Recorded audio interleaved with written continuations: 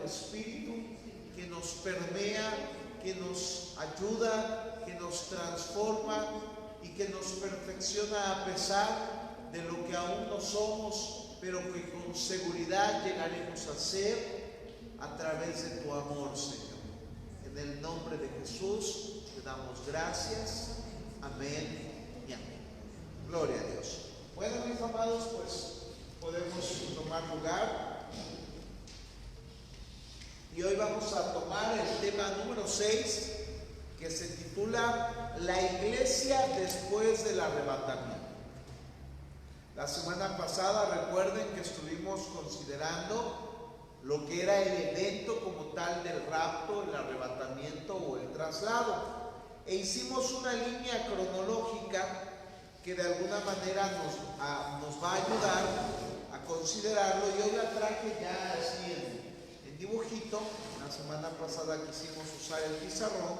Hoy les vamos a pasar por una diapositiva. Y hoy en la iglesia después del arrebatamiento vamos a considerar dos eventos particulares bíblicos que son de vital importancia, pero que son todavía para la iglesia, pero en un ámbito, en una esfera que ya no va a ser la terrenal, ya va a ser un ámbito, un mover en un espacio distinto al de esta tierra, en donde no podemos asegurar la ubicación, pero sí por lo menos referir que va a ser en los cielos. No sabemos en qué punto de los cielos, pero en los cielos. Y estos dos eventos son conocidos como el tribunal de Cristo y las bodas del Cordero. ¿Sí? Son dos temas muy importantes que nosotros vamos a estar considerando, dentro de los cuales, hablando de las dispensaciones, que aquí las tenemos ya en una imagen más, tal vez más sencilla, podemos ver una vez más lo que ya hemos dicho, las dispensaciones de la gracia, de la inocencia, la conciencia, el gobierno humano, la promesa, la ley, la gracia, y de alguna manera nos vamos a enfocar en nuestra dispensación, que es la gracia, ¿sale? Es la gracia. En particular, ahorita aunque no se vea muy bien aquí, vamos a hacer uno, vamos a ubicarnos en ese punto intermedio en donde se encuentra lo que es la gracia y el reino. ¿Sí? Hoy vamos a ubicarnos precisamente en lo que es la tribulación. Y Apocalipsis de alguna manera nos expresa, Daniel capítulo 9 nos expresa los acontecimientos terrenales que van a acontecer durante la tribulación, que hemos establecido que son 7 años.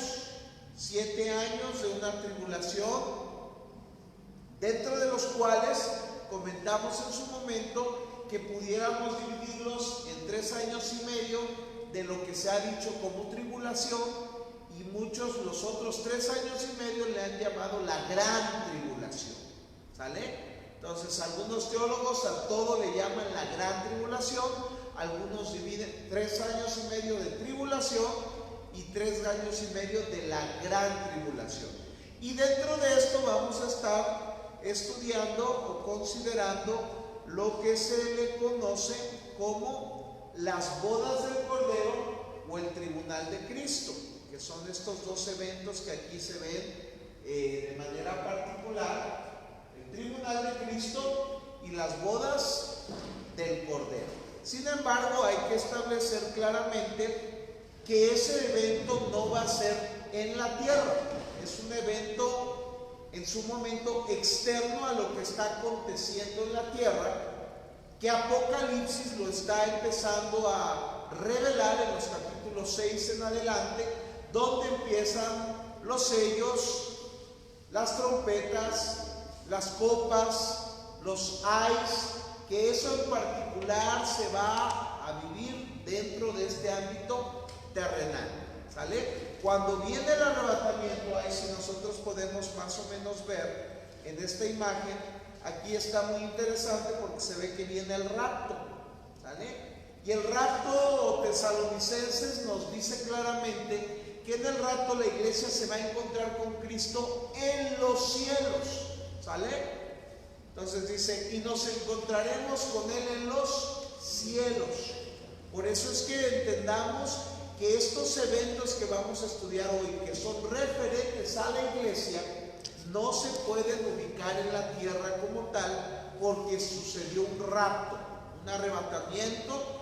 Nosotros como iglesia estamos en los cielos con el Señor, y cuando hacemos la pregunta ¿dónde son los cielos? Sería una pregunta difícil de contestar, porque no podemos ubicar el punto, aunque material, pero el espacio-tiempo real de los cielos no podemos. Es un lugar donde vamos a estar con el Señor, en los aires, ¿sí? Yo no sé si flotando, yo no sé en qué ubicación, pero es en los aires.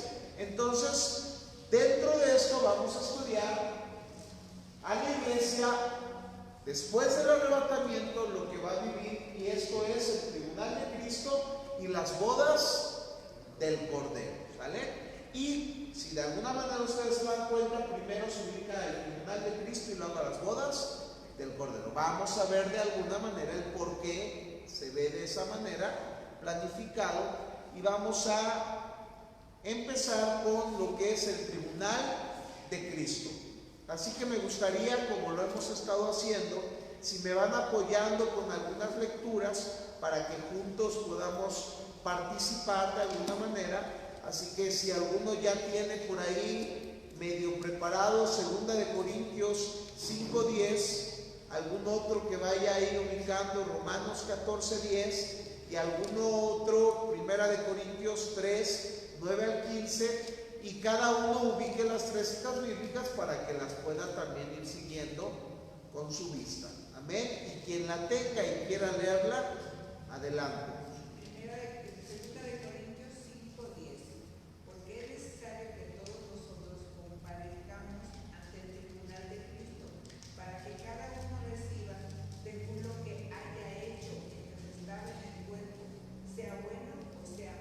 Muy bien, entonces aquí entendemos lo que vamos a ir ahorita introduciendo. La escritura nos dice que todos tenemos que comparecer ante el tribunal de Cristo. Ahora, hago una pausa, porque todos, hermanos, tenemos que entender, no es todo el mundo, porque la carta a los Corintios está dirigida a la iglesia.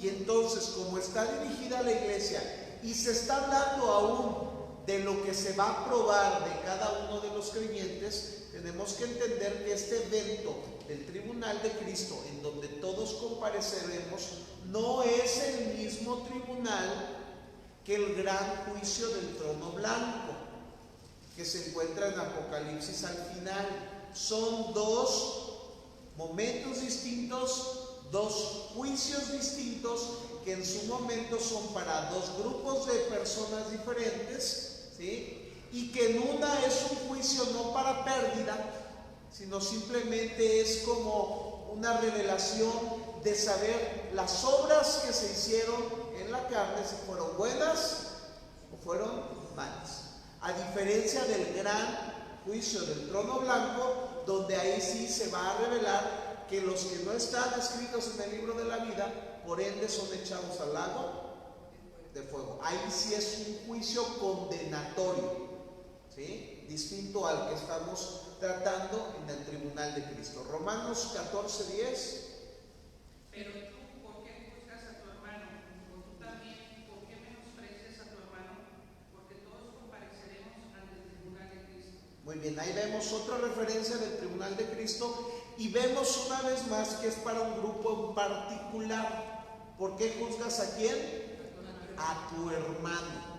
Estamos hablando de la hermandad cristiana operada por la sangre de nuestro Señor Jesucristo, ¿sale? Ahora, hablo de alguna manera en particular. Este juicio precisamente que está hablando no es el juicio de cuando la Escritura dice que si un hermano se porta mal, ve y encáralo, y si no se convierte, ve y díselo a 2 y 3, ¿sí? Y júzgalo.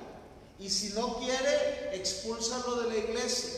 Ese juicio es un juicio diferente al juicio condenatorio. ¿Me explico? Romanos dice: no juzgues a tu hermano en cuestión de que tengamos la capacidad de enviar a alguien al infierno. No un juicio con las bases de restaurar, corregir o ayudar. ¿Sí? Hay dos tipos de juicio: el juicio que es para bien y el juicio condenatorio. El único que tiene la potestad de juzgar para condenación o para vida eterna es nuestro Dios. Es el único.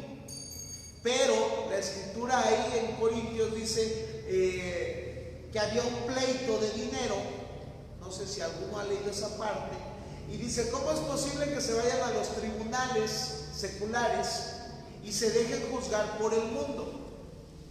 ¿Qué acaso entre la iglesia no hay ni siquiera un sabio que pueda juzgar el caso? Entonces lo que quiere decir es que dentro de la iglesia sí hay juicios, pero no condenatorios, sino son juicios para resolver problemas, circunstancias. Porque aún dice: ¿que no saben que ustedes juzgarán a los ángeles? Entonces los juicios dentro de la iglesia son válidos, pero no en base a condenación, no en que te vas al infierno, o tú si eres salvo, tú no eres salvo. Entonces este mismo juicio, este mismo tribunal no tiene que ver con un juicio condenatorio. Es un juicio simplemente de revelar en su momento las cosas que se hicieron, sean buenas o sean malas. Las vamos a ver aquí en 1 Corintios 3, 9 al 15. Alguien con voz alta, si nos ayuda. Porque nosotros somos colaboradores de Dios y vosotros sois labradores de labranza de Dios, edificio de Dios, conforme a la gracia de Dios que me ha sido dada. Yo como perito arquitecto puse el fundamento y otro edifica encima, pero cada uno mire cómo sobreedifica, porque nadie puede poner otro fundamento que el que está puesto, el cual es Jesucristo. Y si sobre este fundamento alguno edificare oro, plata, piedras preciosas, madera, heno, hojarasca, la obra de cada uno se hará manifiesta, porque el día la declarará, pues por el fuego será revelada, y la obra de cada uno, cual sea el fuego, la probará. Si permaneciere la obra de alguno que sobreedificó, recibirá recompensa. Si la obra de alguno se quemare, él sufrirá pérdida, si bien él mismo será salvo, aunque así como por fuego. Perfecto. Ahí vemos de alguna manera, hay una relación entre estas circunstancias del tribunal de Cristo que les estoy refiriendo, que va a ser un tiempo para probar las acciones, las obras. Es un tribunal que ahorita vamos a ver el significado como tal de tribunal de Cristo, porque no es un tribunal de juicio condenatorio para perder algo, porque aquí donde acabamos de leer, realmente se acaba de ver que ese momento se van a probar las obras de las personas, y algunas veremos que son oro, algunas madera. Dice que las que son de madera, heno, hojarasca, se van a pasar por fuego y se van a perder. Entonces la pérdida de eso va a causar dolor, pero dice ahí: mas no salvación. Entonces no podemos esperar que en el momento del tribunal de Cristo se presente un juicio para enjuiciar nuestra salvación, porque nosotros a ese momento se infiere que ya somos salvos. El arrebatamiento muestra el inicio de la salvación que el Señor ya ha obrado desde este tiempo en los que ha sellado y que seguirá caminando. Y ese momento del tribunal de Cristo no podemos perder salvación, ¿sí? Se van a probar las cosas. Ahora, ¿cómo entonces establecer el tribunal de Cristo? Que ahí en sus hojitas tienen dos palabras. La palabra criterión, ¿sí? Que tiene que ver precisamente, era un instrumento, medio para probar o juzgar cualquier cosa, la regla por la cual uno juzga o el lugar donde se hace juicio. El tribunal de un juez, un banco de jueces. Entonces, la palabra criterión tiene que ver con la regla, la medida que se establecía para establecer algún juicio. Es como cuando oímos la palabra canon. ¿Se acuerdan de lo que significa canon?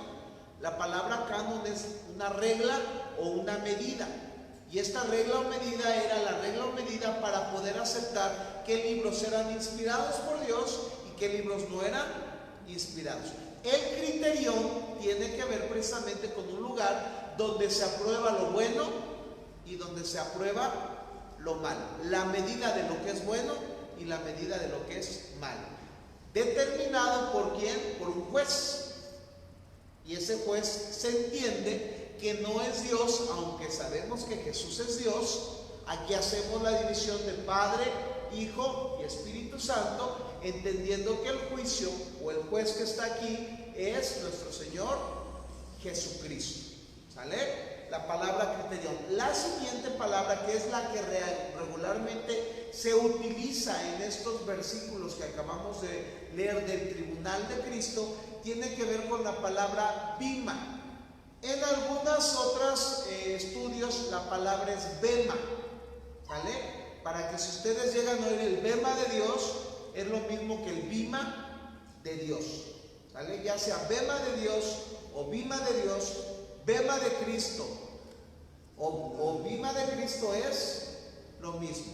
El significado tiene que ver un lugar, una plataforma que se colocaba, en donde se colocaba de alguna manera un juez con el propósito, en la antigüedad en particular, de que después que se celebraran juegos como los Juegos Olímpicos, pasaran los ganadores y de alguna manera se otorgara lo que era primero, segundo, tercer lugar a los ganadores.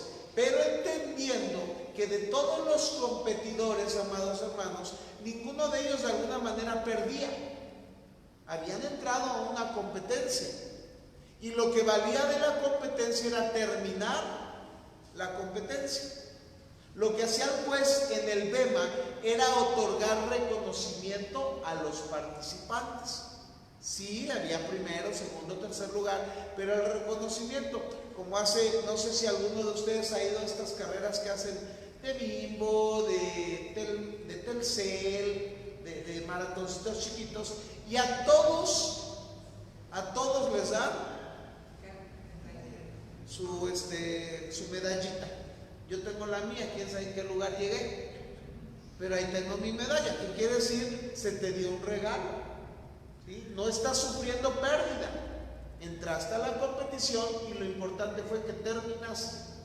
Entonces el bema de Dios, ahí si lo leemos, dice, en los Juegos Griegos de Atenas, la vieja arena contenía una plataforma elevada. Entonces digamos que alguien se sentaba en esta parte elevada y entonces sobresalía de las personas, para que entonces esa persona que sobresalía pudiera otorgar los regalos, las coronas. Así que el tribunal de Cristo, vamos a ver que es un lugar en donde se recompensaba a todos. Y aquí vamos a entender que el tribunal de Cristo, aunque es un tribunal, también es el lugar en donde nosotros hemos oído de las recompensas, las coronas de la vida. ¿Se han oído de esa corona de la vida? La corona a los que sirven a Dios. Ahorita las vamos a ver y las tienen en sus hojitas. Entonces, no solamente es un tribunal donde sí se van a pasar por fuego las obras, pero es un tribunal donde se van a dar las recompensas que el Señor tiene a los que le han buscado. ¿Sale? El tiempo, ¿qué momento es el que describe el bima de Cristo o el bema de Cristo? Debemos entender que por fuerza es el momento después del arrebatamiento. ¿Sí? Tesalonicenses dice que con voz de mando, con trompeta de Dios, los muertos en Cristo resucitarán primero y los que hayamos quedado seremos transformados y nos encontraremos con el Señor, ¿dónde? En el cielo, en los cielos, en el aire, dice. Estaremos en el aire. Entonces, ¿dónde van a suceder? ¿Dónde va a suceder este evento, hermano? Después de que la iglesia sea trasladada de esta tierra. ¿A dónde estaremos, hermano? La pregunta es difícil de responder. No podemos ubicar un tiempo, espacio definido.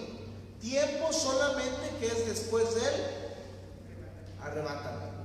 ¿Sí? Se ha considerado que la duración del tribunal de Cristo durará 3 años y medio. Se ha considerado, pero tampoco podemos aseverar que son 3 años y medio.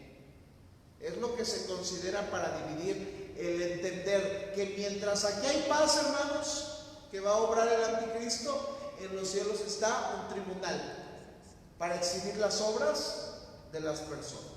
Las bodas del Cordero, mientras en la tierra está la gran tribulación, arriba están las bodas del Cordero, un gozo. ¿Se dan cuenta ese juego? Mientras aquí hay paz, allá estamos siendo atribulados porque nos van a sacar nuestros trapitos al sol. No para perder la salvación, sino como yo decía el domingo, para ver si realmente lo que hicimos fue de oro o solamente fue activismo. ¿Sí? Entonces nos va a doler, vamos a ser evidenciados, sí, pero no vamos a perder nada. Porque aún se nos va a dar nuestra corona de la vida. ¿Sí? Por eso vamos a ver mucho más adelante cómo los 24 ancianos vuelven a poner esas coronas a los pies del Señor. Porque ellos reconocen que aún las coronas no se las merecen. ¿Sale? Entonces, si me ayuda ahí alguien con estos versículos, Lucas 14. Vamos a ir poniéndolos aquí también para que... Serás bienaventurado, porque ellos no te pueden recompensar, pero te será recompensado la resurrección de los justos. Lucas 14:14. Perfecto. Estas recompensas que vemos aquí se van a suscitar precisamente en el tribunal de Cristo, donde dice, pero ellos no te pueden recompensar, pero te será recompensado en la resurrección.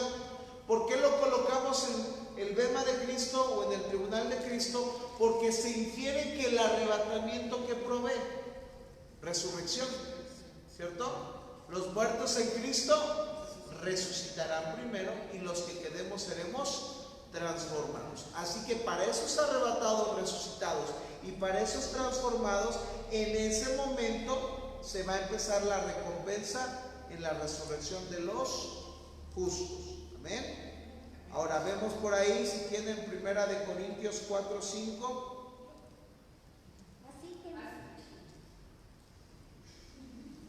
Así que no juzguéis nada antes de tiempo, hasta que venga el Señor, el cual aclarará todo lo oculto de las tinieblas y manifestará las intenciones de los corazones. Y entonces cada uno recibirá su alabanza de Dios. Perfecto. Entonces, aquí sí hay algo interesante, hermanos, difícil. Porque aquí sí viene el juicio en cuestión de que ese hermano no está haciendo las cosas para Dios. No es un juicio de encarar, es un juicio personal. Como cuando yo estoy viendo que Denver está predicando y yo mismo juzgo que está siendo tal vez un hipócrita. ¿Sale? A ese juicio se refiere, a mi juicio personal sobre una persona. En donde sí algunos, por ejemplo, pueden decir, no me juzgues, solamente Dios conoce corazón. Eso es real, aunque se ha convertido también como un pretexto para hacer lo que uno se le dé la gana y decir Dios conoce mi corazón. Sin embargo, que hay personas que realmente juzgamos por cosas que no debiéramos y ahí sí solamente Dios conoce el corazón. Pero aquí es donde dice, no juzgues antes de tiempo hasta que venga el Señor, el cual le va a dar a cada quien lo que merece. O sea, nos va a sacar nuestra naturaleza. ¿Sí? Esto sí fue bueno, esto no fue bueno, y tal vez muchos de nosotros también vamos a quedar sorprendidos por algunas cosas que nosotros pensamos que hicimos de todo corazón y que en ese momento probablemente nos demos cuenta que no fue de tan todo corazón. Segunda de Timoteo, capítulo 4, versículo 8. Un comentario en cuanto a las intenciones del corazón. Ciertamente en aquel día Dios la revelará, pero en nuestros días yo creo que cada uno de nosotros tenemos que tener conciencia de con cuál es la intención con que hacemos las cosas. Hoy yo lloro porque si pudiera ser que alguien no se dé cuenta de las intenciones de su corazón. Pues considero, hablando por ejemplo, de manera particular, la Biblia a veces ve que coloca al cristiano espiritual y al cristiano carnal, o al que no está creciendo, ¿no? Entonces considero que a veces cuando no estamos en un crecimiento constante, ignoramos muchas cosas que tal vez estamos haciendo mal y no nos damos cuenta que estamos dañando a otro. Obviamente que en el crecimiento que vamos teniendo a través de la comunión, el conocimiento de su palabra, empezamos a reaccionar, o debiéramos empezar a reaccionar, de que algunas cosas que hicimos en el pasado pues no fueron bien intencionadas. Y hoy en nuestro presente el propósito del crecimiento espiritual en Cristo es poder discernir nuestro mismo corazón, porque engañoso es el corazón más que todas las cosas. Se supone que teniendo al Espíritu Santo tenemos que nosotros mismos saber cuál es la intención de nuestros corazones. Pero yo creo que no sé, tal vez tanto usted como yo me ha tocado ver a personas que están haciendo las cosas para ellos bien intencionadas, pero que en algunas ocasiones provocan problemas, situaciones, circunstancias en donde ellas no se dieron cuenta que lo que hicieron fue dañino. Ya después, tal vez si crecen espiritualmente, lo logran ver. Yo lo veo de esa manera en base a que la Escritura nos dice que algunos crecen. Aquí están siendo, por ejemplo, las cartas. Recordemos siempre que las cartas son exhortaciones a los creyentes que de alguna manera estaban comportándose mal y que probablemente no lo hacían con la intención por la falta de conocimiento bíblico. Entonces, cuando ya te llega, digamos, el conocimiento bíblico, pues ya como que la luz se te empieza a abrir y las intenciones debieran ahora sí cambiarse. Lo que decíamos la otra vez de cuando hablábamos de que algunos pastores pues enseñan mal algunos temas, y decíamos, algunos lo hacen con una buena intención, pero porque les falta preparación. Pregunto esto porque sí tiene que ver con madurez, no sé, de manera personal cada uno de nosotros, cómo actuamos en cuanto a intenciones. Y es una pregunta de reflexión, porque pues sí hay personas que son ya adultas, no maduras, y siguen logrando malintencionadamente. Y eso debiese de no ser así, ¿no? Y más cuando tienen años. Dirían, los nuevos pues son nuevos, pero pues los viejos en el Evangelio que siguen como con lechita, cuando Pablo les dice otra vez es necesario que les dé a beber leche cuando ya debieran de ser maduros. Y eso de que tienen lechitas porque no han alcanzado la madurez espiritual que provee la doctrina rígida, la doctrina, el bistec de las Escrituras, que vamos a entender. Yo considero que estas temáticas ya vienen a ser más fuertes, debieran de ser un poquito más para entender la madurez de lo que somos y hacernos reflexionar que va a haber un día que se nos va a juzgar y entonces empezar a caminar. Esto a mí me provoca que cuando yo hago las cosas, aunque no pierda la salvación, pero voy a aparecer, dirían por ahí, en una pantalla, o se van a revelar muchas de las intenciones que hoy pudiera yo maquillar por mi naturaleza. Entonces es interesante. Segunda de Timoteo 4:8 dice: por lo demás me está guardada ¿qué? La corona de la justicia, la cual me dará el Señor, pues justo en aquel día, y no solo a mí, sino también a todos los que aman su venida. Volvemos, ¿quiénes son estos que aman su venida en particular? la iglesia. No podemos hablar del mundo porque el mundo no ama su venida. Entonces, en este momento el rapto va a traer que el Señor, juez justo, en ese tiempo traiga la corona de la justicia. Y ahí hay una de las coronas que vamos a recibir, la corona de la justicia. Es una recompensa que el Señor va a traer en su momento. Entonces, el lugar es en la esfera celestial, hermanos. ¿Sí? ¿De cuándo? Después del arrebatamiento. El lugar en la esfera celestial. ¿Dónde es esa esfera, hermanos? Tenemos que entender que es algo que el Señor va a colocar. ¿Cómo? No podemos preguntarnos el cómo, porque siendo Dios, Él puede ubicar un lugar en donde sea. ¿Sí? Primera de Tesalonicenses 4:17 nos dice que nosotros seremos arrebatados en las nubes para recibir al Señor. ¿Dónde? En el aire. Lo único que nos queda, ¿dónde van a ser las ruedas el tribunal de Cristo? En el aire, hermanos. Ahí va a ser el escenario. ¿Cómo lo va a condicionar el Señor? No sabemos. No podemos ir a más, a especular más, porque a veces nos metemos mucho a especular cosas y a más de eso provocamos errores doctrinales. Porque ya algunos dicen, es que mi pastor dice que va a hacer acá y que va a poner arreglitos y que unas banquitas bien bonitas. No. Va a ser en el aire, ¿cómo? El Señor sabe, así es. Segunda de Corintios 5, del 1 al 8, dice, Pablo describe eventos que suceden cuando el creyente está ausente del cuerpo y presente al Señor. ¿Sale? Ausente del cuerpo tenemos que entender que no es una ausencia material, porque al ser transformados y resucitados va a haber un cuerpo carnal, hermanos.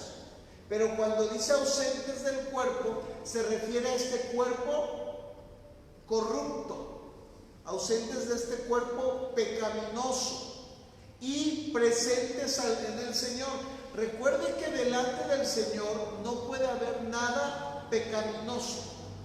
Él es santo, ¿sí? Y muchos temían cuando veían la presencia del Señor, que decían, ay de mí que soy muerto. Porque la única manera de que tú estés cara a cara a Dios es en una perfección. Y para empezar, lo que menos perfecto tenemos es el cuerpo. La única manera en cuando vamos a poder ver al Señor cara a cara es cuando nuestro cuerpo sea glorificado. Entonces no veamos que esto de ausentes del cuerpo en que va a ser un plano espiritual, no. Recuerden que la promesa del arrebatamiento es resurrección y cambio de un cuerpo de esto terrenal a algo eterno, algo perfecto, cuerpos glorificados. ¿Quién va a ser el juez, mis amados? Nuestro Señor Jesús. Ahí si me ayudan, lo resumimos aquí, 2 de Corintios 5:10, si usted lo quiere buscar, pero esta cita bíblica habla del tribunal de Cristo. Ese de quiere decir quién es el juez. No es Dios Padre, es Dios Hijo, porque vamos a leer una cita en donde Juan 5:22 dice que el Padre le dio todo el juicio al Hijo, el juicio de su iglesia, porque ¿quién fue el que pagó por su iglesia? Jesús. Y como tal, entonces Romanos 14:10 vuelve a referir la cita bíblica que dice el tribunal de Cristo, el tribunal de Dios, el tribunal de Cristo, que se refiere una vez más a la segunda persona de la Trinidad. ¿Sí? Entonces el Bema es el tribunal de Cristo. El Bema, en español se colocó la palabra tribunal. O el trono. El tribunal como tal.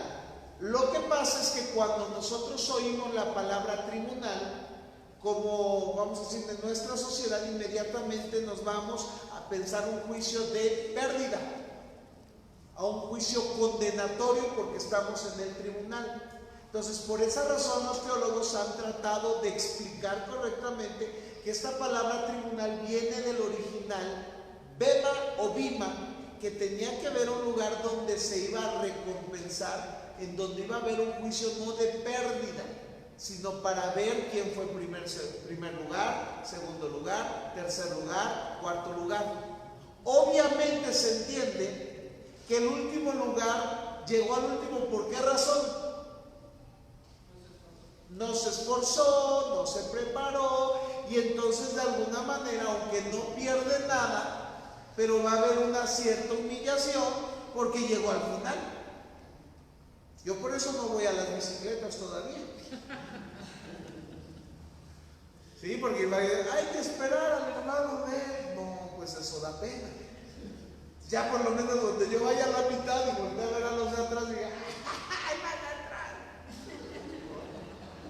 A que yo diga, mira el hermano de él, ahí va. Algo parecido es esto. El tribunal es un lugar donde se van a manifestar las obras. ¿Quién va a establecer el juicio? Nuestro Señor Jesucristo. No cabe duda, ya lo establecimos, los sujetos del bema de Cristo, o quienes van a ser sujetos a este tribunal, somos nosotros los creyentes, la iglesia del Señor.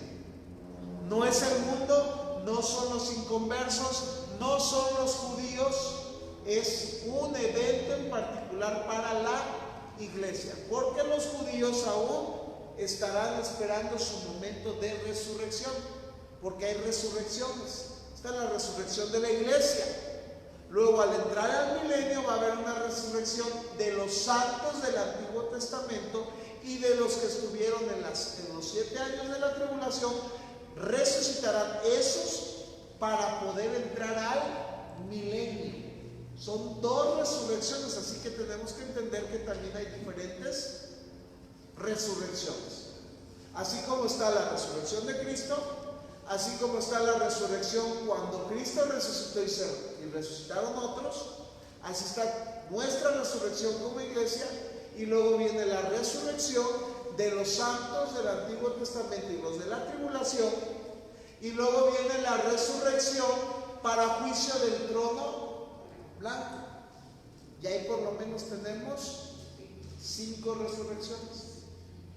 Aquí es donde entra el problema, porque algunos, por ejemplo, sobre todo los amileniales, establecen esa resurrección como un solo y único evento.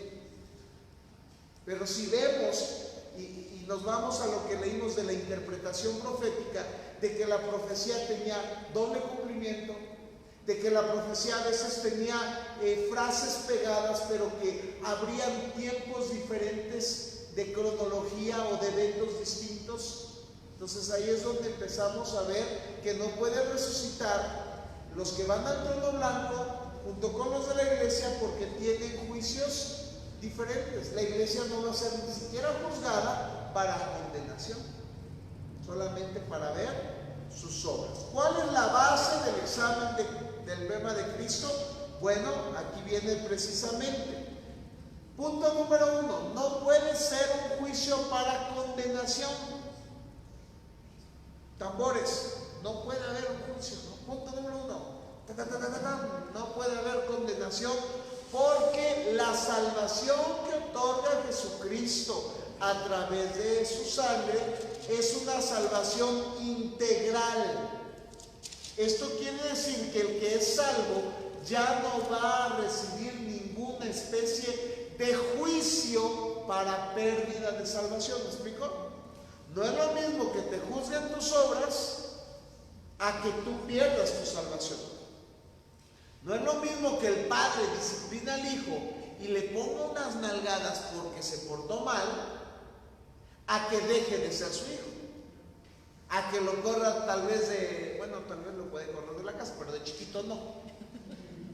¿Sí? De chiquito lo regaña, le da sus nalgadas, lo castiga, pero sigue siendo su hijo y está bajo su protección.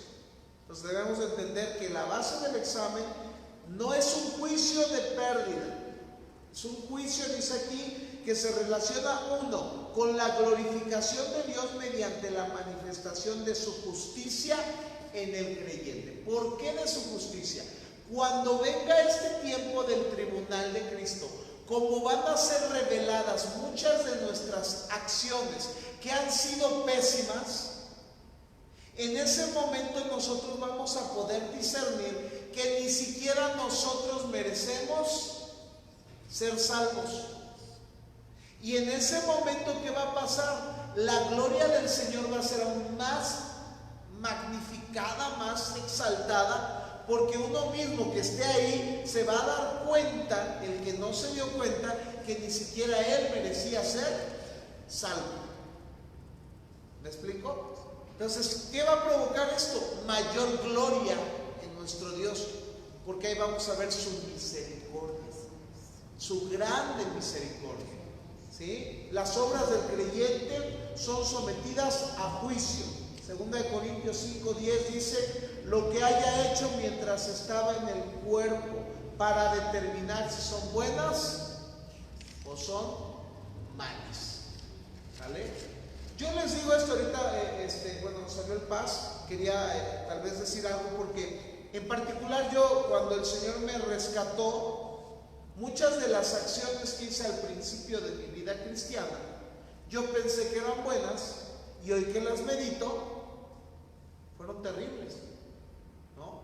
Y al paso del tiempo, gracias a Dios que nos ha permitido tal vez madurar, crecer o entender, pues hoy entiendo que eso no fue lo mejor. Y entiendo que no merezco salvación, pero tengo que reconocer que hay gente que tal vez va a obtener la salvación, como por ejemplo, no sé, el que falleció al lado de nuestro Señor Jesús.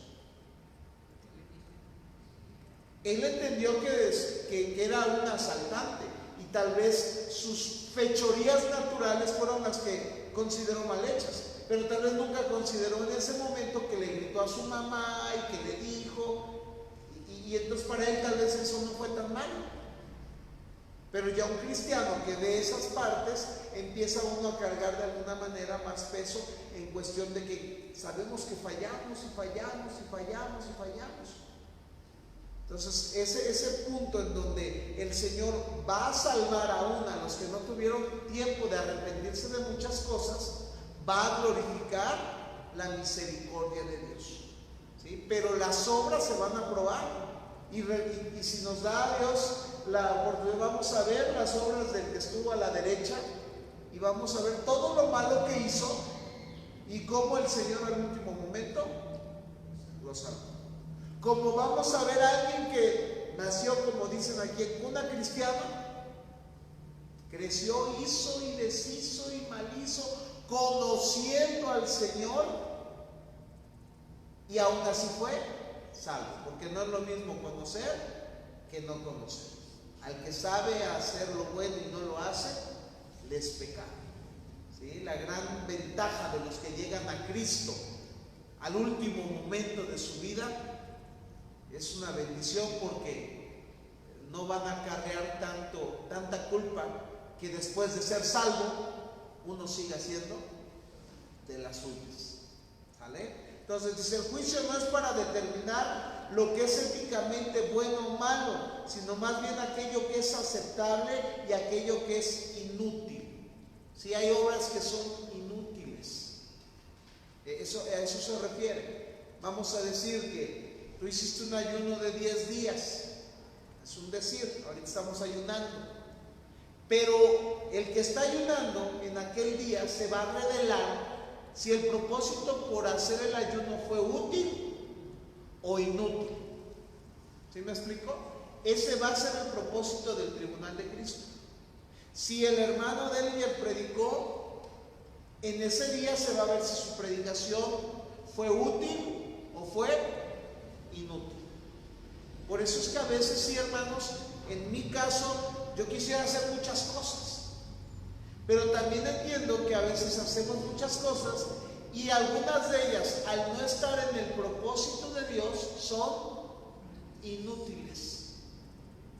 Y entonces eso te lleva a meditar, a pedir a Dios que mejor hagamos pocas, pero que sean las que Él quiere, para que también ellas den fruto. ¿Sí? Que al principio uno quiere hacer mucho, pensando que todo trae fruto, y a veces solamente es nuestra emoción, sin buscar la dirección de Dios de, ¿tú quieres que haga esto? Porque eso es difícil. Entonces, Para eso va a ser la base del examen. No es el propósito del Señor aquí castigar a su Hijo por sus pecados, sino recompensar sus servicios por aquellas cosas hechas en el nombre del Señor. Por eso el tribunal de Cristo, en el momento que tú veas o exhibas tu obra como buena o mala, al ser buena, ¿qué va a suceder en ese momento? Vas a ser galardonado. Más que un tribunal para muchos va a ser un tribunal donde tal vez no lleven mucho premio, pero para otros va a ser un momento que, aunque se escucha tribunal, va a ser un momento de alegría, de gozo, ¿vale? Los que hicieron cosas buenas delante del Señor. ¿Cuál es el resultado en el bema de Cristo? Bueno, dice 1 Corintios 3, 14 al 15, a ver si alguno lo tiene por ahí. Vamos a volver a leerlo, ya lo leímos. Si permaneciere la obra de alguno que sobreedificó, recibirá recompensa. Si la obra de alguno se quemare, él sufrirá la pérdida, si bien él mismo será salvo, aunque así como por el fuego. Perfecto, entonces, ¿cómo se van a probar las cosas, hermanos? Por el fuego. ¿Sí? Es un fuego aquí simbólico. Sí, voy a jugar con estas palabras. Sí, es un fuego literal, pero no a la luz terrenal, sino es algo simbólico que va a probar. El fuego, a final de cuentas, cuando lo vemos en la plata o en el oro, se utiliza para probar y separar lo que es bueno de lo que es malo, la escoria. Entonces este mismo fuego va a probar si es oro, plata, piedras preciosas, aunque puedan cambiar de forma, ahí están permaneciendo. No lo mismo que la madera, el heno y la hojarasca. Entonces aquí, resumiendo, vamos a encontrar que lo que hicimos para gloria de Dios va a permanecer, y lo que hicimos para gloria de la carne se va a desechar. Y eso es bien importante, porque en particular, hermanos, yo les puedo ser bien honesto. Yo le digo al Señor: ayúdame a que lo que llego a hacer no sea para mi carne, porque es muy bonito en su momento como predicador, tal vez, el que alguien te ovacione, el que alguien se acerque y te diga: ay, hermano, qué buena predicación. Y entonces el corazón que no está listo puede empezar a recibir vanagloria, puede empezar a ensoberbecerse, puede empezar a encontrar altivez y empezar a querer predicar, ya no tanto por la exposición de la palabra, sino porque esto me trae lo que mi carne anhela, que yo sea reconocido. El predicador, hermanos, y el músico en general son dos de las personas que van a ser más probadas en esta área, porque tenemos muchos músicos que están tocándole al Señor, pero ¿para qué? Para saciar su necesidad de vanagloria. Tenemos muchos predicadores que también están hablando de Dios solamente para saciar su necesidad. Entonces este es el resultado. Cuando lleguemos ahí, entenderemos que los que predicaron poquito tal vez van a pasar sus prédicas, pero van a estar en oro, porque fueron con todo su amor, con todo su corazón, con el buen propósito. Y los que tal vez fueron los grandes conocidos a nivel mundial, pasen sus obras y 1 o 2 predicaciones. Entonces aquí es importante, decíamos con el pastor, que estos temas son cirlón para nosotros, ya son como carne, porque entonces nos va a hacer reflexionar al entender esto, que lo que empecemos a hacer de cuando conocemos estos temas en adelante debe de ser puesto, ahora sí, como decía el pastor, en conciencia de por qué lo voy a hacer. Señor, voy a hacer esto, ¿para qué? Para que la iglesia me vea que yo estoy moviendo trancas, o para que tu gloria se manifieste. Y entonces, si hay ahí adentro un poquito de vanagloria porque yo quiero, entonces ahí a las rodillas: Señor, confírmame, si no lo tengo que hacer porque me voy a perder en mi vanagloria, mejor no hago nada. Pero si tú quieres que yo lo haga porque tú lo vas a prosperar, impúlsame, pon el fuego. Por eso nos sirven estos estudios, porque entonces ya cada que queremos hacer algo hay que meditar. ¿Por qué lo voy a hacer? ¿Sí? Eso es importante. Las recompensas, aquí colocamos 5, las tienen en sus hojas. Las recompensas que vamos a recibir es una corona incorruptible para aquellos que obtengan dominio sobre el viejo hombre. ¿Sale? Entonces, ¿a qué te invita esta recompensa, hermanos? A luchar por el crecimiento espiritual para dominar nuestra vieja naturaleza. Una corona de gozo para los ganadores de almas. Entonces, fíjese, aquí viene lo bonito. Yo sé que Dios me ha dado el ministerio, no yo, pero una persona dice, yo sé que el Señor me ha dado el ministerio de ganar almas. Perfecto. Ahora, ¿cuál es el propósito de ganarlas? ¿Para la gloria de Dios o para que, si no me cuido en el momento, diga, mira, me lo gané para Cristo? Yo me gané a esa familia. ¿Se han oído esas frases? Yo me lo gané, mira, ese yo me lo gané, a ese yo me lo gané. Y digo, es una realidad que fue el instrumento, pero cuando la persona se vanagloria, entonces esa corona tal vez no la reciba, porque el propósito, como ganó un alma, no fue para la gloria de Dios, sino para la de él. Pero el que sabe que tiene un ministerio o capacidad de ganar almas, entonces de manera honrada y honrosa dice, Señor, yo quiero alcanzar esa corona, no por vanagloria, sino por gozo de servirlo. Y decir, y si tú me has dado la capacidad de evangelizar, ayúdame a ganar almas para tu gloria. Amén. Y si hay una persona que tiene un don y lo ocupa de forma contraria, porque en vez de usarlo en el camino de Dios, lo ocupa para ganar cosas, o sea, para crecer, para gloria, pero sin usarlo en el camino de Dios. Esas son las obras, los frutos que cuando se han pasado por el fuego se van a deshacer.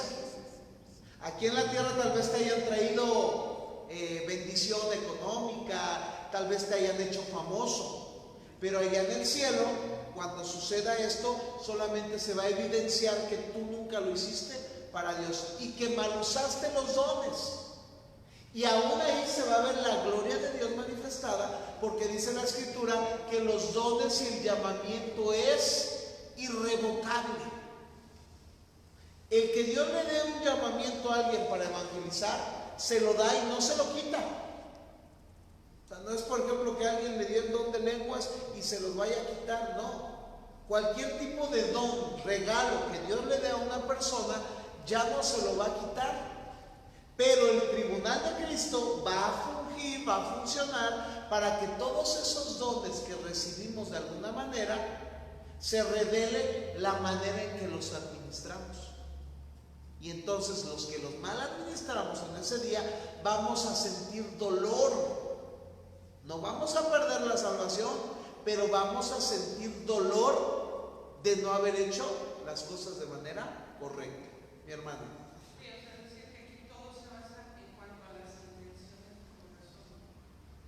Así es.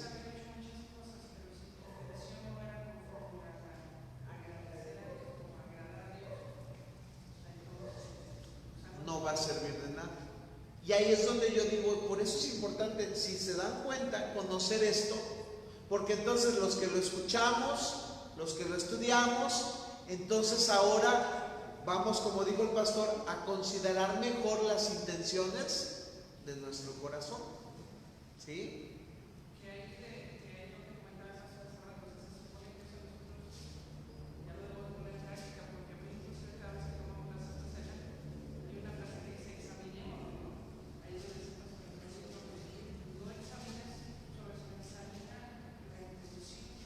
Pruébate a ti mismo, ¿no? Probarse a sí mismo. Entonces, tristemente, hermanos, yo digo tristemente, muchos, año tras año, semana tras semana, han tomado cena del Señor, oyendo, pruébate a ti mismo, considérate, pero a veces caemos en una posición de olvido y de religiosidad, de costumbrismo, de hábito, en donde ya llega el punto en donde ya no nos probamos a nosotros mismos. Entonces, el mantenernos alertas con estos tipos de enseñanzas de cimientos espirituales nos van a ayudar un poco a dejar de hacer muchas cosas que solamente son vanidad, vanagloria, ¿no? La corona de la vida para aquellos que resisten las pruebas, hermanos, también esa va a ser una corona, un regalo de Dios. Una corona de justicia para los que aman su venida. No todos aman su venida, hermanos, pero muchos están, como decía Juan, Maranatá, sí, Señor, ven. Hay gente que vive predicando, el Señor viene, algunos por hábito y otros por convicción. El Señor viene, aman su venida, sí, Señor, ven. Y esto quiere decir que los que aman su venida aman el estar día a día preparándose para Él, porque aman su venida. No puedo ver a una persona que diga, sí, Señor, ven, y que esté viviendo mal, porque más bien va a decir, dame chance, me pongo a cuentas. Es como en algunas denominaciones, aquí hacemos la cena del Señor cada mes, y no faltará uno que otro que una semana antes a la cena del Señor, ay, ya viene la cena, lo voy a poner a cuentas. Pero hay algunos que la hacen cada 6 meses o cada año la cena del Señor. Y me ha tocado en algunas iglesias que es cada año. Entonces, cuando viene la cena del Señor general cada año, un mes antes ves a los hermanos ayunando, arrepintiéndose, porque viene la cena del Señor. Entonces yo puedo decir, esas personas no aman la venida del Señor, porque ni siquiera aman el hecho de que en la cena del Señor se encuentren lo mejor que se pueda. Lo mejor, no perfectos, porque nadie va a llegar al domingo, como este domingo que se supone tenemos cena del Señor. Yo no voy a llegar perfecto ese día, porque si fuera el hecho de llegar perfecto, solo Jesús. Pero si es prepararnos, amar su venida, una corona de gloria por la disposición de apacentar la grey de Dios. El pastorado, hermanos, es otra prueba. Hermanos, hay muchos que en nuestros días quieren pastorear porque no quieren hacer algo más en sus vidas. ¿Me explico? No tienen un llamado. Y entonces ellos dicen, vamos a ser pastor. Como no sé si les conté ya, que estoy seguro que sí, de aquella señora que lleva a su hija al pastor después de haberlo llevado a la escuela, un trabajo, y nadie se lo aceptaba y no hacía nada el chamaco. Y le lleva a su chamaco al pastor, y digo, ¿a quién le traigo, amigo? Sí, manda, ¿para qué? Pues a ver, aunque sea si pastor te la hace. ¿Sí? ¿Por qué? Porque muchos han tomado el pastorado como pues, ay, si ya nos hacemos algo. Otros lo quieren tomar por el poder que te puede dar. La autoridad, decíamos, que uno puede generar. Pero el pastorado ha visto aquí la corona de gloria por la disposición de apacentar. Y la apacentar la grey es el trabajo de la perniquebrada, curarla, de estar consolándola, de trasquilarla, no económicamente, sino de cuidarla. ¿Sí? La oveja da su fruto y la trasquilamos, ¿verdad? Decía un pastor, mira esta ovejota, esta sí da mucha lana. Pero esa parte de quitarle la lana no es económica siempre, sino el fruto que la ovejita está dando, porque también tiene que ver que en cuanto la lana que da la oveja tiene mucho que ver por el cuidado del pastor. Los frutos, que donde la lleve a tomar su agüita, qué comidita, qué pastito le esté dando, eso va a depender mucho que la oveja dé su fruto. Se oye chistoso, ¿no? Porque lo que da de fruto es lana, y algunos pues ahí nos acaban, ¿no? Pero no ese es el propósito, sino es que dé fruto. ¿Vale? Entonces ahí están las recompensas. Y la corona, hermanos, a la cual hace referencia la Escritura, no es la corona que lleva un rey. Por eso usamos la palabra ahí estéfanos, que no es la loción ni el perfume. ¿Vale? Estéfanos era un tipo de coronita, o no diadema como tal, sino una corona hecha a veces de plantitas, de hojitas, exactamente, que lo único que trataba de dar era una honra. No era la corona que llevaba el rey, porque el único que lleva corona de rey es Jesús. ¿Sí? Aquí lo que estamos hablando de la palabra corona es estéfanos. Por eso es importante a veces las palabras en el original, porque entonces nos podemos pensar que vamos a tener una corona a la altura o posición del rey. Y esta corona es un estéfanos, es un adorno festivo, es un adorno que trae honra, que sí te causa el hecho de, mira, le pusieron su corona, pero es una estéfanos, no se mide al tamaño de la corona de un rey. Ahí en el 3 dice, como honra pública otorgada por un servicio distinguido o por el valor privado. ¿Sale? Apocalipsis 4:10, ahí se ven a los ancianos que tienen sus coronas y están delante del trono en un acto de un culto público. Y entonces fíjense, aún esas coronas que son dadas de honra, se infiere que, ¿se acuerdan quiénes son los 24 ancianos que están ahí en el trono? ¿Se acuerdan que representa la iglesia?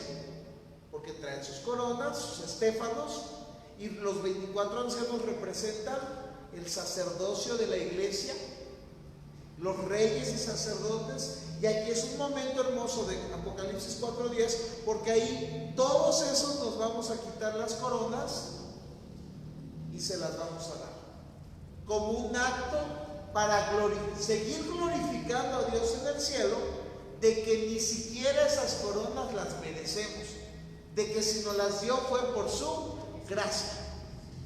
Porque ¿quién es el que nos llama a apacentar la grey? El Señor.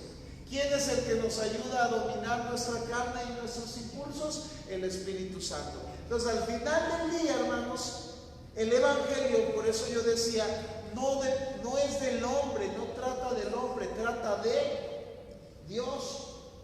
Y cuando el hombre entiende que al final de todo es de Dios, entonces dice, la corona aún es tuya, Señor. Tuya es la gloria. Es un momento, yo creo que lo vemos a la luz de las Escrituras, pero va a ser un momento muy emotivo, porque le seguiremos dando la gloria al Señor. Y ya salvos, porque ya no habrá necesidad de por qué dárselas si ya somos salvos. ¿Vale? Entonces, hasta aquí del tribunal de Cristo, mis hermanos. ¿Alguna duda? ¿Comentario? ¿Paz? ¿Algo, hermanos? Los ancianos que mencionaron, ¿cómo van a ser ancianos? O sea, van a representar a los reyes, pero van a ser ancianos. Recordemos que cuando sube Juan y ve esta visión, él está viendo cosas espirituales, cosas simbólicas, que él ahora, a la hora de transcribirlas a las letras humanas, él trata de explicar lo que él logró ver en los cielos y hacer una representación de lo que vio para que nosotros podamos entender un poco. Entonces tal vez él no quiso decir y vi a la iglesia, sino que Juan, sabiendo que la iglesia eran reyes y sacerdotes, él accede al recuerdo de que los 24 ancianos en el Antiguo Testamento representaban el sacerdocio total del pueblo judío. Entonces, como la iglesia es un sacerdocio, entonces él logra representar, cuando ve a la iglesia, probablemente en esa visión espiritual, él plasma en el Apocalipsis, inspirado por el Espíritu Santo, que él vio 24 ancianos.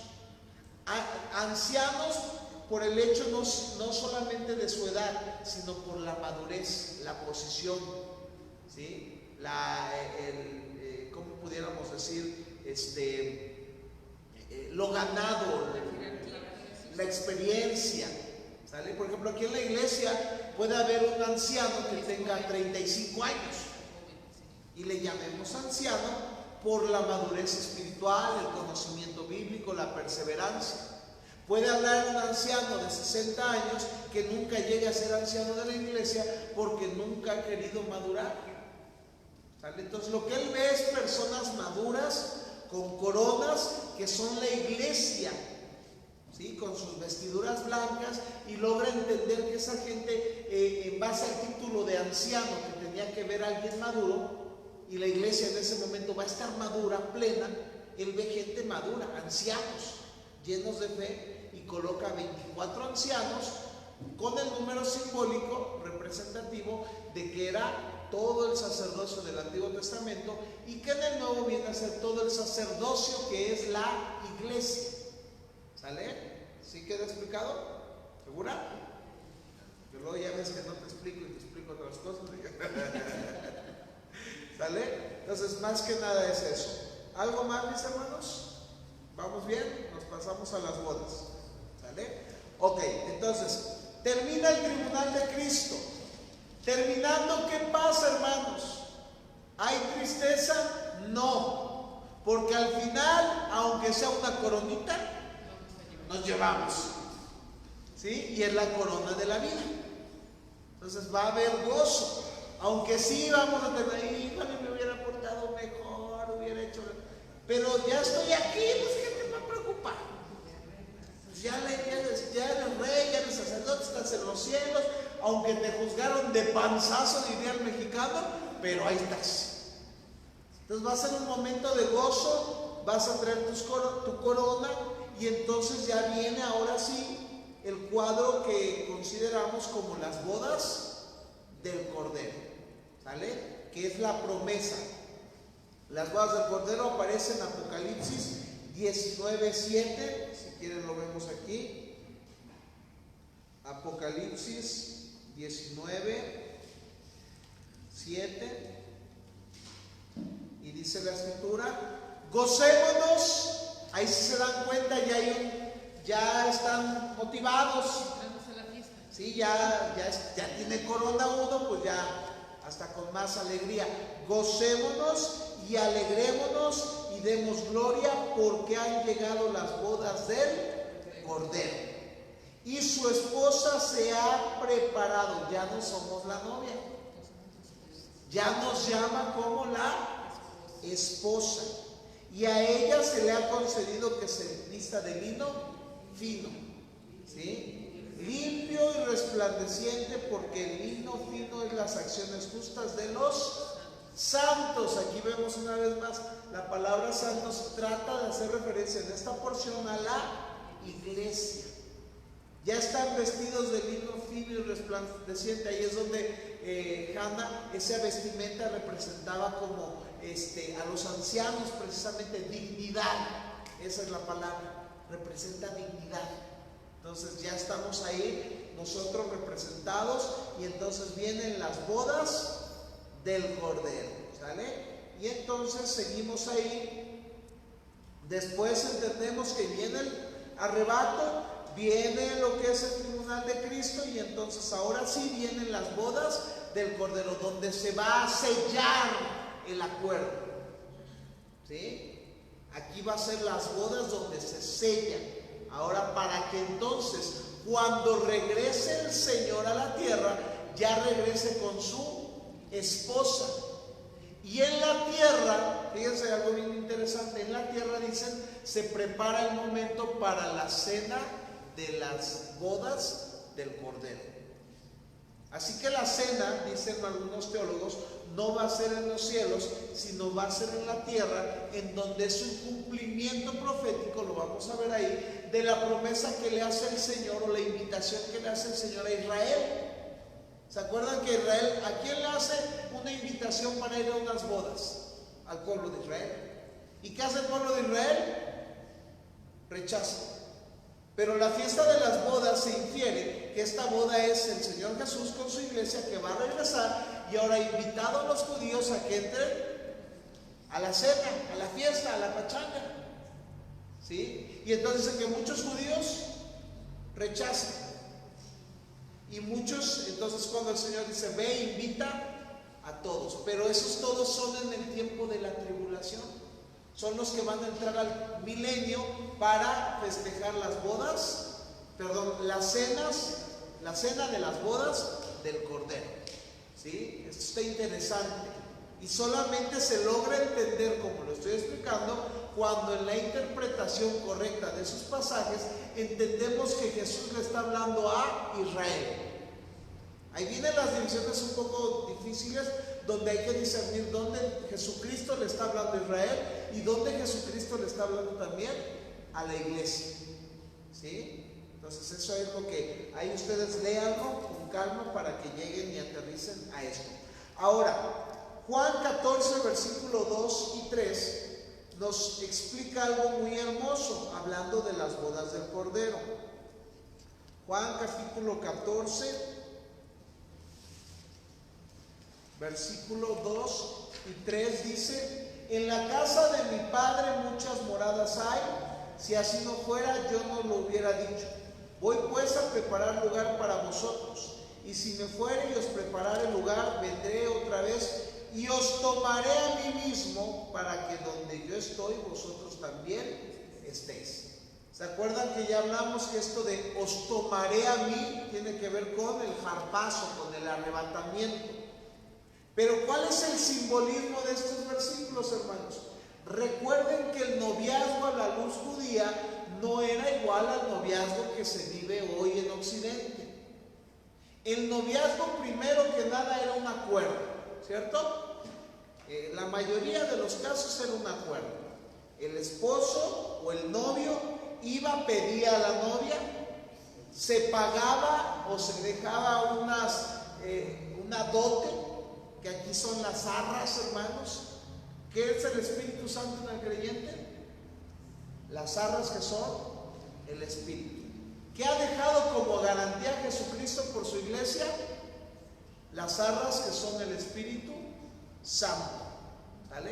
Entonces, cuando Jesús establece de me voy pero volveré, era porque en la antigüedad, una vez que se cerraba el trato del noviazgo para entrar en las bodas, el novio tenía un tiempo para ir a preparar lugar para que su esposa se fuera a vivir con él. Entonces ya se hacía el trato, ¿están de acuerdo? Sí, bueno, ok, entonces me voy a preparar la casita donde vamos a vivir. ¿Sí? Independiente que tal vez en algunos lugares, por ser patriarcado, era en el terreno del papá, pero tenía que ir a preparar y poner ahí que la estufita, que poner el refrigeradorcito, el mueblecito, preparar para que entonces cuando regresara por la novia se hiciera ya lo que era el cortejo nupcial para llegar a la casa y entonces ya estuviera preparado el lugar donde iba a vivir la novia con el esposo. Si se dan cuenta, este simbolismo hermoso, Jesús les dice a la iglesia: me voy. ¿Para qué? Para prepararles lugar. ¿Qué está haciendo, digamos, hoy el Señor en los cielos? Un decir, está preparándonos lugar. Es un simbolismo. Cuando Él nos rapta, ¿qué quiere decir? Es como el cortejo nupcial. ¿Sí? El arrebatamiento tiene que ver con que ahora sí tomó a su novia, la cual ya tiene que estar vestida, lista, sin arrugas, sin mancha, preparada para que el Señor cuando venga se la lleve. No es lo mismo el que las doncellas, amigas de la novia, tenían que estar preparadas con el aceite. Eso no es tanto así, similar a que la novia tenía que estar ya lista, preparada, para que cuando viniera el novio oyere su voz a la hora que fuere y empieza la acción. Entonces el Señor, cuando nos toma en el arrebatamiento, se infiere que nos lleva allá porque ya tiene preparado un lugar. Ahora, ¿para qué nos lleva? Para que las bodas del Cordero se lleven a cabo. ¿Sale? Entonces por eso me voy a preparar, pero voy a venir por ustedes, los voy a llevar a mí mismo para que donde yo esté, ustedes estén conmigo y entonces celebremos las bodas del Cordero con mi iglesia. ¿Sale? Eso es muy bonito como el Señor lo coloca en su palabra. ¿Sale? Entonces, ¿cuándo es el tiempo? Tenemos que entender de alguna manera que va a ser después del tribunal de Cristo. Porque después del tribunal de Cristo, ¿cómo se encuentra ya su iglesia después de que pasó por el tribunal? Ya está con sus coronas, ya nos angolotearon, ya nos sentimos mal, pero ya ahora estamos todos con nuestra coronita, vestidos, listos para gozarnos en las bodas del Cordero. Por eso es que se necesitan ubicar las bodas del Cordero después del tribunal y no antes. O sea, hay una razón, no solamente es, bueno, primero el tribunal y luego ¿por qué no al revés? Porque no encajaría, no cuadraría el propósito de que haya fiesta y luego juicio. No, primero es este tribunal, salimos recompensados y ahora sí para entrar a las bodas del Cordero. Las bodas mismas deben colocarse entonces entre el tribunal de Cristo y la segunda venida, porque en la segunda venida ya venimos como esposa, aunque la Escritura dice viene con sus santos en gloria. ¿Vale? En lugar de las bodas del Cordero, si el tribunal de Cristo fue en el cielo o en esta esfera celestial, ¿dónde se supone que van a ser las bodas del Cordero? En un plano similar. ¿Sí? ¿Dónde? No sabemos. Pero es en un plano similar donde se van a festejar. ¿Sale? Dice aquí, por cuanto éstas siguen al tribunal de Cristo, como se ha indicado, sucederá en el cielo, y es desde el aire que la iglesia viene cuando el Señor regresa. ¿Cómo viene la iglesia o dónde ven a la iglesia venir? Desde el cielo. Vamos a decir que de manera específica en Jerusalén verán al Hijo del Hombre venir de las nubes. No como dicen, por ejemplo, hay unos de la piedra angular que dicen que va a aparecer por aquí el Señor Jesús. Y bueno, hay que porque como dicen que viene del occidente y que aquí se va a manifestar primero el Señor Jesús. ¿Sí?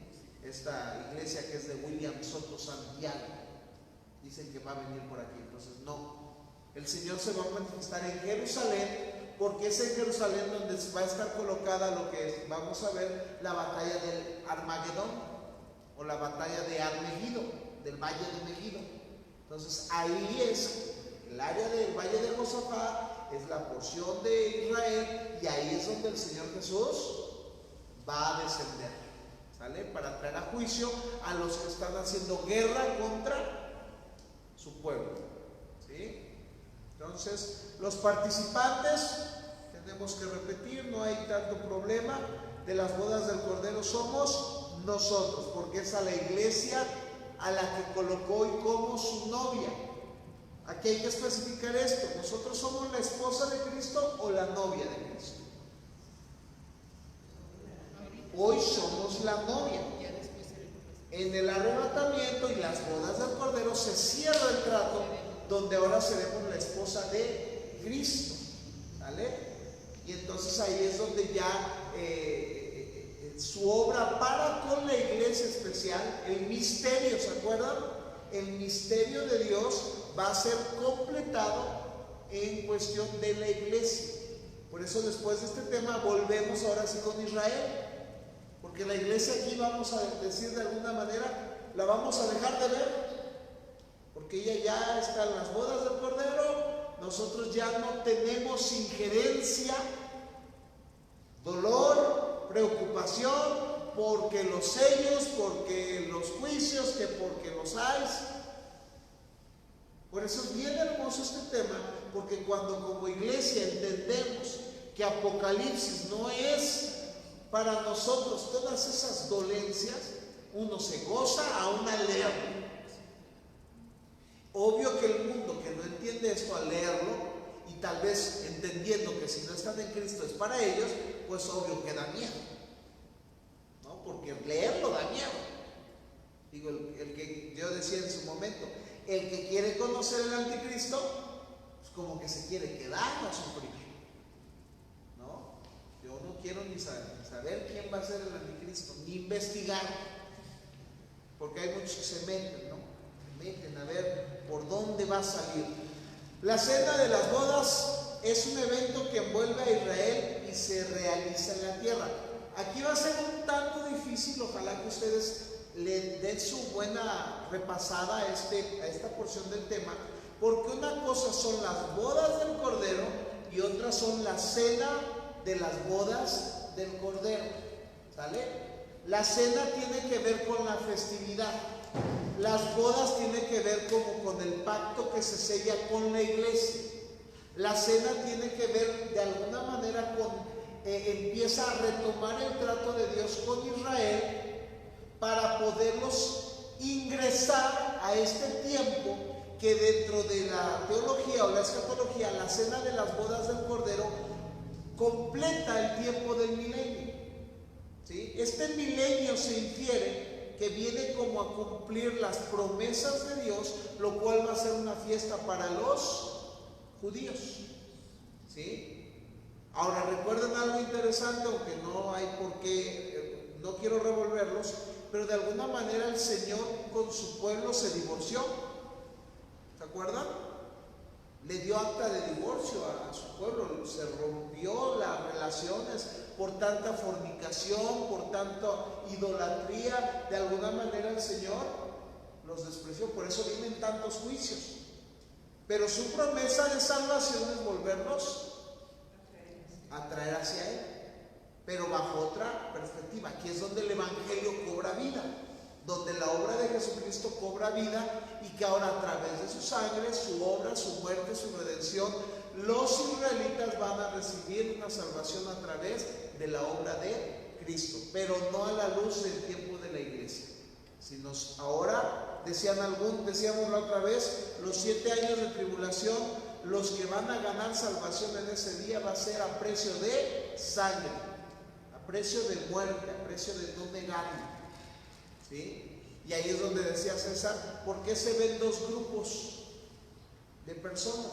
Porque en un grupo está la iglesia y en otro grupo están los que salieron de la tribulación, el grupo de la tribulación que estará muriendo y que resucitará para entrar al milenio, porque ganaron su salvación, ganaron su entrada al milenio a precio de sangre, ¿sí? Y otros cuantos quedarán vivos y entrarán, diríamos por ahí, caminando. Es un evento tremendo. ¿Estamos? ¿Sí vamos bien? Y vamos a ir cerrando con esto, para si hay alguna duda, hermanos, Dios me dé sabiduría para poder resolverla. La iglesia, que era el programa de Dios para este presente siglo, ya habrá sido trasladada, resucitada, presentada al Hijo por el Padre y constituida en el instrumento por el cual la gloria, la eterna gloria de Dios es manifestada para siempre. Así la edad presente será el testigo del comienzo del desarrollo y de la consumación del propósito de Dios de tomar de ellos pueblo para su nombre. Entonces, el arrebatamiento cierra el trato de Dios con su iglesia en la tierra y abre el trato de Dios con su iglesia en los cielos. Mientras en la tierra se retoma el tiempo para que Dios trate con Israel en lo que leímos en Daniel 9 como la 70ª semana, la semana 70, los 7 años de tribulación, donde ahora sí el Señor va a retomar tratos con el pueblo de Israel. Por eso, si se dan cuenta, el amilenialismo, que no considera el milenio como algo literal, no puede considerar la división de la iglesia y de Israel, porque al dividirlos tendrían que encajar en lo que estamos enseñando. Para el amilenial, la iglesia e Israel se convierte en lo mismo, y las mismas promesas para la iglesia son para Israel, pero ya hemos visto que no se puede interpretar de esa manera. Tendríamos que alegorizar, tendríamos que espiritualizar para que esto pudiera entenderse. Y aunque dentro de lo que estamos explicando hay algunas problemáticas de interpretación, no son las mismas que se presentan con toda la alegorización que se tiene que hacer en el amilenialismo contra el premilenialismo, ¿sí? El premilenialismo, aunque deja ciertas cosas como las que estamos viendo ahorita, entonces las cenas de las bodas del Cordero no son en el cielo, Porque hay teólogos que dicen que hay 2 cenas. Fíjense, ahí es donde también tenemos que reconocer que nuestro sistema no es perfecto, porque hay cosas que también no vamos a lograr entender al 100. Entonces hay teólogos que dicen las bodas y la cena de las bodas van a ser en los cielos. Pero aquí se abre una doble ventana. Hay unas en el cielo y hay otras en la tierra. Y aquí ya depende, poco a poco ustedes, ahí sí, ustedes, que los invito a que puedan investigar, ahí ustedes sí pueden tomar el criterio, porque de eso no depende nuestra salvación. Y si yo creo que unas son en el cielo y otras en la tierra, y otro cree que nomás son en la tierra, no tenemos por qué pelearnos. Son cosas ya de lo que le llaman doctrinas terciarias, que no afectan realmente nuestra salvación, ni deben afectar nuestra amistad. ¿Me explico? ¿Sí? Es más, el premilenialismo y el amilenialismo no debiera de romper la amistad de 2 cristianos. Porque, por ejemplo, hay ocasiones en donde bautistas con algunos no se llevan solamente por esta doctrina. Entonces, eso no debiera dividirnos, porque aquí lo que realmente importa es la salvación que el Señor le otorgue a su iglesia. Eso es lo más importante. Si estudiamos esto, hermanos, es porque a mi criterio, y eso yo digo a mi criterio, como yo lo veo, estudiar esto, si se dan cuenta, como lo estamos enseñando, te genera fe, te genera esperanza. No son interpretaciones alocadas, hay un orden, hay una forma, y lo creemos así, y a mí eso me genera esperanza. Me libra del sentir el juicio de la tribulación. Porque imagínense, si hay tribulación ahorita y todavía viene otra peor, entonces ya la salvación que Dios me da de librarme de eso, de alguna manera alienta mi corazón y alienta a la iglesia a esforzarnos hoy, porque no hay un mañana. Amén. ¿Alguna duda? ¿Sí? Digo porque al final esto de las bodas de la cena, digo las bodas del Cordero y la cena, sí genera confusión, hermanos. Puede generar confusión, pero se resuelve. Ustedes, ahí sí yo los invito a ustedes, métanse un poquito a ello y entonces ya tomen su propio criterio. Si hay 2 cenas o solamente hay una cena. Pero lo único que es cierto es que hay una boda. Y es la boda que con Jesucristo, con su novia que somos nosotros. Eso es lo más importante. ¿Vale? Ya si cenamos arriba y luego repetimos abajo, ya son situaciones que no generemos ahí tanta polémica. ¿Amén? ¿Alguna duda, hermanos? ¿Comentario? ¿Seguro, hermanos? ¿Paz? Bueno, pues vamos a dar gracias a Dios. Hemos dado por terminado esta temática y esperemos la siguiente semana. Ya empezamos ahora sí a retomar lo que es el Apocalipsis, visto a lo que le va a tocar a los que se queden. ¿Vale? Entonces también no vamos a lo tan extenso, porque ahí también hay muchas discrepancias. Es difícil, hermanos, pero vamos a tratar de entenderlo más práctico, ¿vale? Para tener solamente la doctrina básica bien cimentada. Porque vos te metes a un teólogo, te metes con otro teólogo, te metes con un libro, te metes con otro libro, y es a veces difícil. Ahorita en la tarde decía mi mamá: oye, hay un pastor que se llama Juan Manuel Vaz, y es un buen predicador duro, es español, predica duro, o sea, unas pedradas, pero de sangre a todos, hermanos. ¿Sí? A mí me gusta escucharlo. Pero, por ejemplo, él en alguna parte de la doctrina, él es bipartito. O sea, él solamente cree que hay cuerpo y alma. Y el alma es el espíritu. ¿Sí? 2. Nosotros no somos así. Nosotros somos tripartitos. Somos cuerpo, alma y espíritu. Entonces, no me voy a poner a discutir con un hermano que es bipartito y tripartito. Lo importante es que seamos salvos por la sangre de Cristo. ¿Sí? Y entonces, si me invita a predicar, no voy a tratar de tocar temas que tengan que ver con tripartito o bipartito, porque sé que voy a confundir a su iglesia. De alguna manera, aún uno pudiera ir en su momento hasta predicarle a un adventista, a un solo Jesús. Yo daba cursos de teología con los solo Jesús, que a los pentecostales no los quiero. Pero como me metía con las doctrinas primarias, ellos mismos se rascaban la cabeza porque no había incongruencia.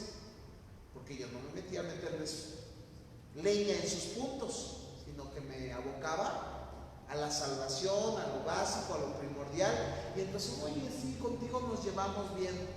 Digo, porque nos han metido a rascarle donde no, ¿verdad? Pero hay que ser así. Hay cosas que no hay que rascar porque son doctrinas secundarias. Lo importante es que seamos salvos por la sangre de nuestro Señor Jesús. Amén. Bueno, pues vamos a dar gracias. Paz, como siempre, si nos hace favor.